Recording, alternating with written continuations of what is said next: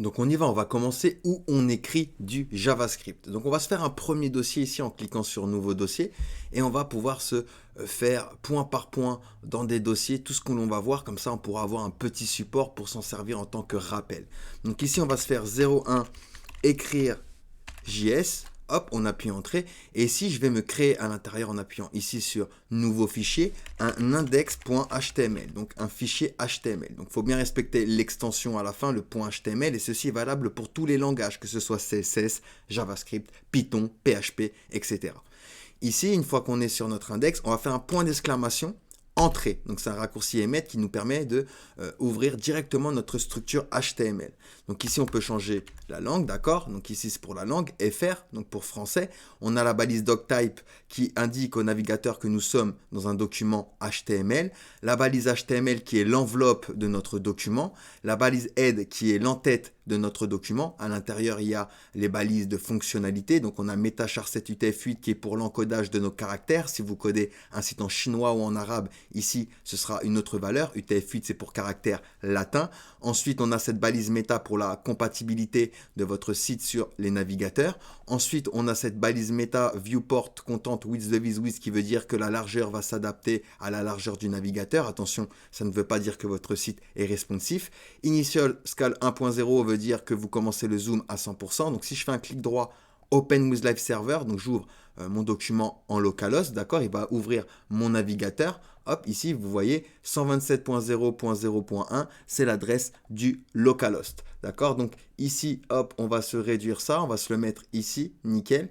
Et vous voyez ici, en fait, hop, si je fais sur mon navigateur, du coup, CTRL+, je zoome, CTRL-, je dézoome. Donc ça veut dire que vous commencez ici à 100% à chaque fois que vous chargez votre page. Et ici, on a la balise title qui est le titre de votre page. Donc ici, si je mets par exemple JavaScript, hop, vous voyez, ici, ça va être écrit JavaScript, d'accord? Donc, hop, ça, c'est la balise title, très important d'ailleurs pour le référencement SEO. Et ici, on a la balise body, c'est le corps de votre document. C'est là où il va y avoir tout le contenu, du coup, de votre site. Donc, ça, c'est pour une petite présentation de la structure HTML et où on écrit, du coup, du JavaScript. Eh bien, je peux utiliser la balise script comme ceci. Je peux rentrer directement, si je veux, à l'intérieur du, par exemple, du JavaScript. Je peux faire console log qui est une manière pour discuter avec notre console. Et par exemple, je vais faire hello les devs comme ceci. Nickel. Je vais faire un clic droit ici, inspecter. Donc, je vais ouvrir ma console. Donc, quand on code en JavaScript, on a tendance à ouvrir la console pour pouvoir discuter du coup avec la console, d'accord? Donc on va pouvoir voir s'il y a des éventuelles erreurs ou des bugs, d'accord?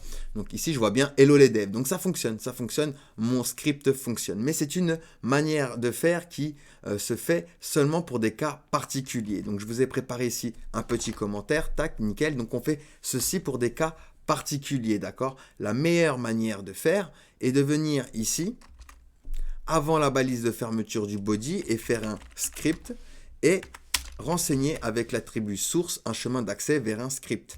Donc ici, je vais faire un script, donc je vais venir dans mon dossier et je vais faire un nouveau fichier et je fais app.js. Donc je respecte bien l'extension, le .js à la fin.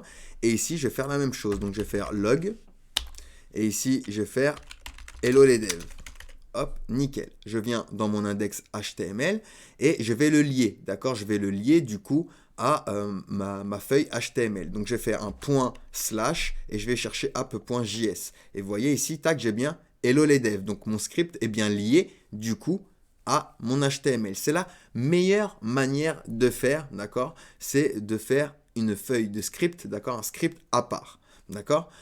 Alors ici, vous pouvez trouver parfois des scripts qui sont ici dans le head, d'accord? Donc c'est également une manière de faire, mais on le fait également pour des cas particuliers, d'accord?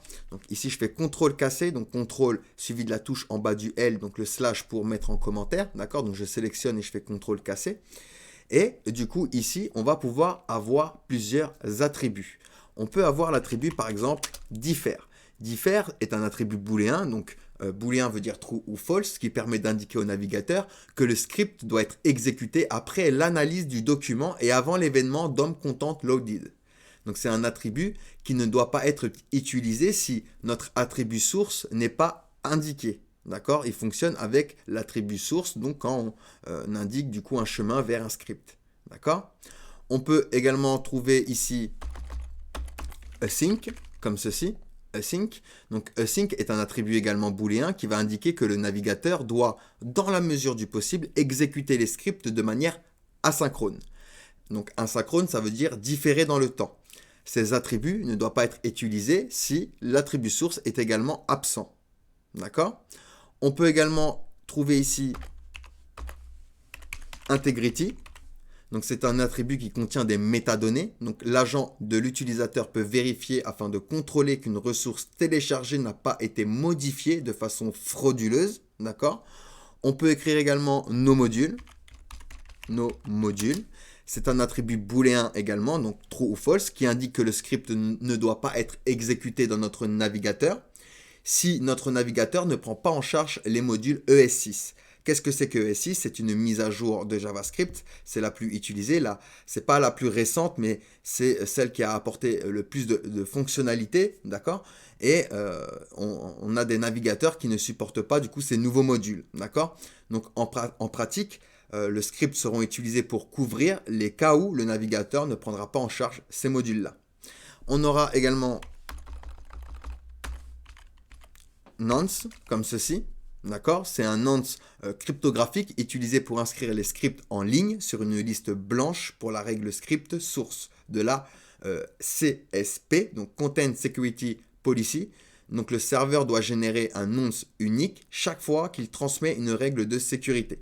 D'accord? Donc c'est un truc un peu plus, un attribut un peu plus complexe, d'accord? Donc bon, je vous en parle, mais c'est rarement utilisé à moins que vous faites dans la sécurité. Et ici, on peut trouver également type. Ici, je peux faire par exemple texte JavaScript. Hop, comme ceci.